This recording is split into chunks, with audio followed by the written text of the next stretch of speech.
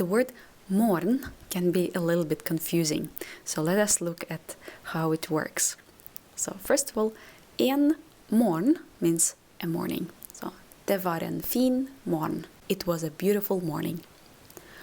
Om morgenen, that is in the morning. That is like repeated action. Om morgenen jeg trøtt. I'm tired in the mornings. Om morgenen drikker jeg 2 kopper kaffe. I drink 2 cups of coffee in the morning. I morgen means tomorrow. And people ask me a lot, what is i morgen? Well, i morgen is just a dialect for i morgen. That is the same.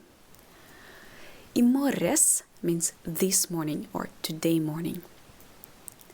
And then if I want to say tomorrow morning, I cannot say i morgen morgen. I will say i morgen tidlig or i morgen formiddag. And formiddag means first part of the day. So that will be tomorrow morning. And more or less the same about yesterday. I går morges, yesterday morning, or I can say I går formiddag. So this is how we speak about mornings in Norwegian.